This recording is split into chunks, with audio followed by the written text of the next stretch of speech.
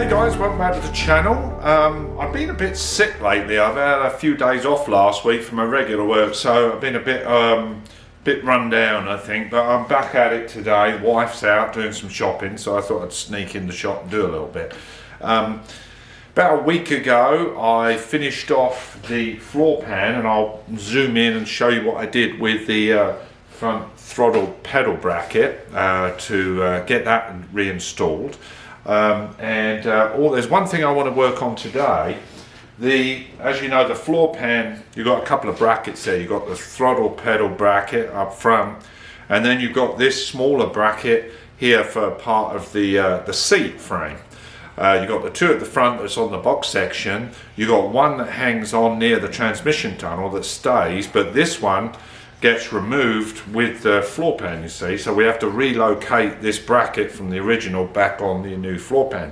Now, I've been thinking about this. You know, obviously it gets spot welded, just like, show you here, gets spot welded straight on, but I've seen this twice now on this car and a friend who I've got to repair. What happens if there's any corrosion or any problem in the seat, and you got a car going over a lot of bumps and it's a big heavy dude sitting in the seat, not that I'm that heavy, but anyway, you can end up tearing the floor pan. You can see this previously, you can zoom in on there, has torn because you've got a little corrosion that wicked in here, and then the banging up and down over some bumps and a heavy person has torn the floor pan. And this happened on this car, and also it happened on my buddy Troy's 108. So what I'm thinking of doing, let me get the part of the floor pan of what I'm going to repair Troy's with, and I'll show you what I intend doing. So this is a section of the rest of the floor pan that I'm not using. This is a cut off of the third floor pan, and so I'm actually saving this piece to help repair Troy's floor pan, where we've got this tear that I just spoke about. So this is the flat area, this is the underside, and where the sticker is here, this is the landing area for the bracket. Now I could certainly just spot weld that bracket on, and I'm sure it would be fine, but you know, I like to just maybe do some stuff while I'm in here, while you got the opportunity.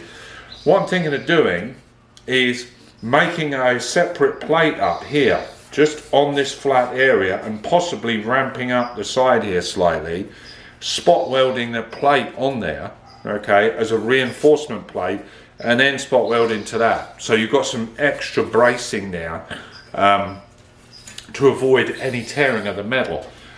This is probably a pole vault over a mouse turd, I admit, but I kind of like doing stuff like this and improving it if I can, and I don't see any detriment of doing that. Now obviously that means the bracket is going to be 18 gauge steel. I'm not sure how many thousandths of an inch that is, slightly higher here, but obviously on the other side it could be compensated by a very thin washer on the bottom of the bracket of the seat, if you get what I mean.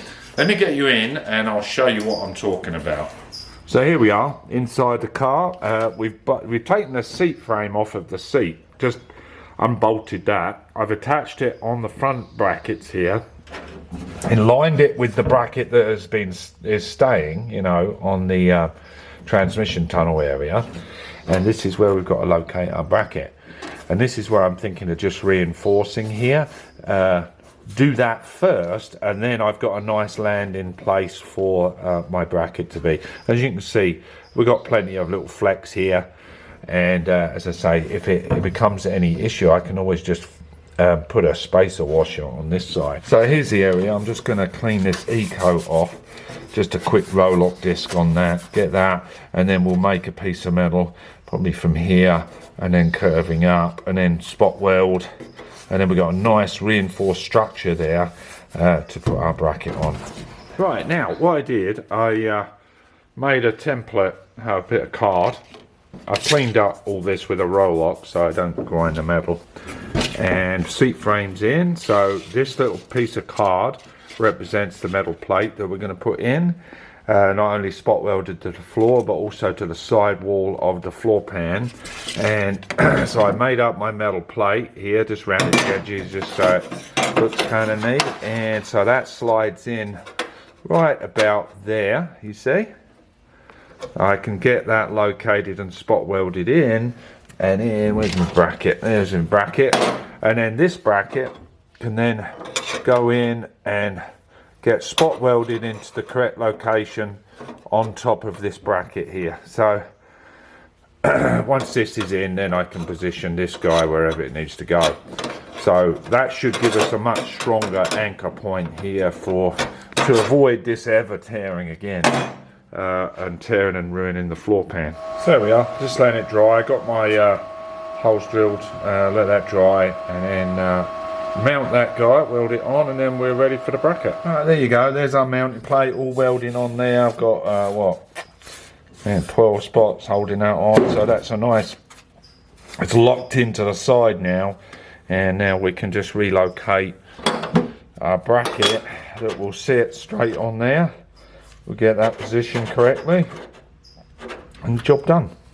So I've repositioned the seat frame, bolted it in loosely, put the bracket back on here, put a little tap screw in here to locate it. Then I can now, well, I could probably spot weld this in right there, then take the frame and then do the back ones there. And as you can see, the bracket has 2 mount holes. And I made sure that to use the same one that was before, because this has got a caged nut, you know, one of those slip-on things that has a little bit of play. So I made sure to put it on the right one there, so we're located on the outer hole. So let's get that tacked in, and we're all done. So there we are, all welded up. Got the 2 welded here. I'm not even going to grind these ones down. I'm just going to leave full metal welds there, just for strength, because as you can see they get covered with Dynamat anyway. So this is going to get cut around with Dynamat and you'll never see it again. But I'm pleased I did that, because now it sends some strength up to this side wall of the floor pan, and we shouldn't have any, not that I'll be around whenever this ever possibly tears, but anyway, I just so you know that it's done correctly. And here's the throttle pedal. I essentially did the same thing.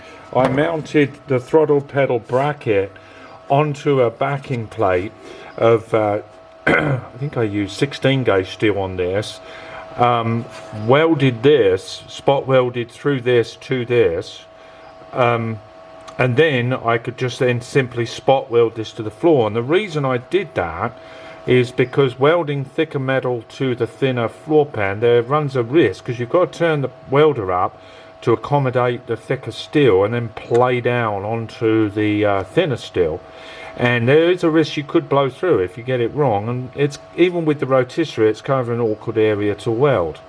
So I made sure I knew the position of the bracket before I removed it, mounted it on this plate, zinc primed everything, and now it's locked onto this plate, on this reinforced plate, and it was a simple case just spot welding this plate in the correct position. So I did similar in a way to what I just did with the seat frame.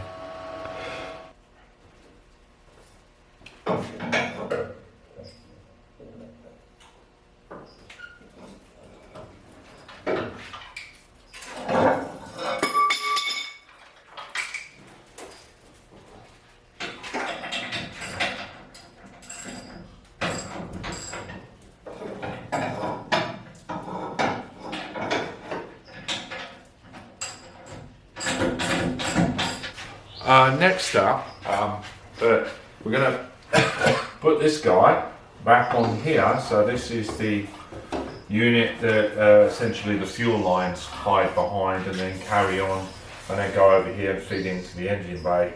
So I repaired this some time ago. It was all dented to hell.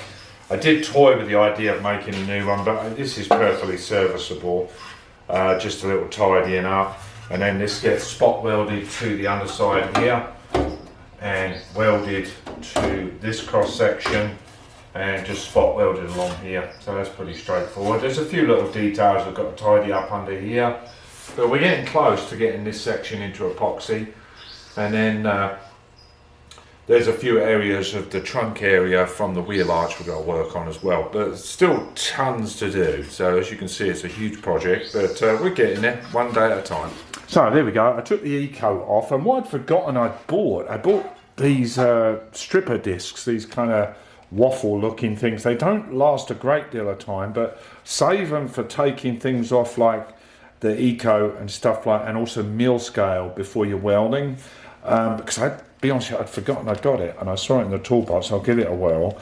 And they take this off really well without grinding the metal, and that's the main thing. So you'll get the odd spark here and there, but it shows you're not taking metal away, just the material. So I'm going to make sure that this fits in this area. We'll coat this with zinc, and then we can get that spot welded on there. Okay, we've flattened these, we've zinced them. Just make sure that we've got enough area cleaned off to weld that on there. I'm going to put a couple of, because we've got a little gap here, so this will be good, because what I can do is put a couple of tap screws in, pull the floor flat, and the ends are nice, they're touching, so that'll cinch it flat. This area here, you can see the original factory weld here. Let me get you in close. There you go. So you can see this triangle. This is where the original factory weld was, and so I'm going to use this and then get the heat up nice, and then play it into the panel. This panel, you see, you got to be careful because this will melt this really quick. So you just kind of dance around, and you know we're going to seal it off with seam sealer anyway. So so that goes like that. And so let's get that coated up, ready to weld in. Really, the zinc primer is just for the mating surfaces. I don't expect this zinc primer to do all of the work in the hidden chamber. So once this is in position and I'm happy with it, I can insert a probe in here and coat all this all in here with internal frame coating, and that goes with all the box sections. So just let that set up, and then we'll screw it in position. So I just shot one in here. Probably get another one in here, I think, just between these two, because they've got a bit of a shadow there.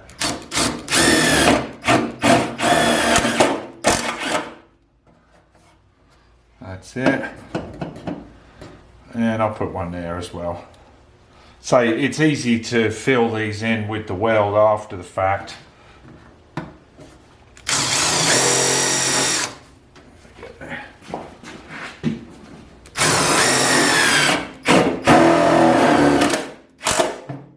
So don't be shy about using them. I mean, you don't need all of them, but don't be shy about doing it, because once your welder's set up, it's a great way of, you know, I could even take this off if I wasn't happy with the positioning. I was curious because this is open-ended here, and I have checked my 4.5 and it is open-ended. As the fuel lines come along here, then they dive and then hide here, see? So that's a great place to be able to get all my frame coating in. I'll probably trim this because I don't think that's right, so I'll probably feather that out a little bit.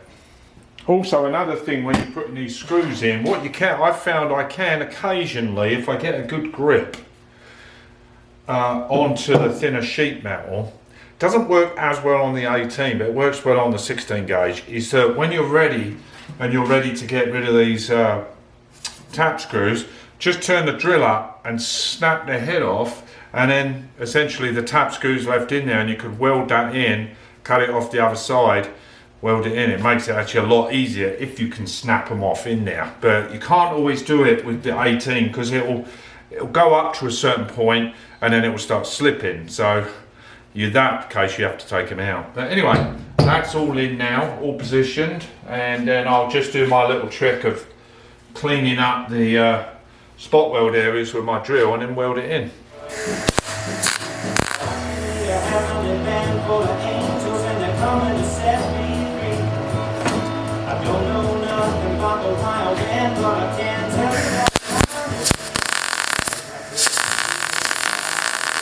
Better turn that music off, I might get dinged by YouTube. Hold on.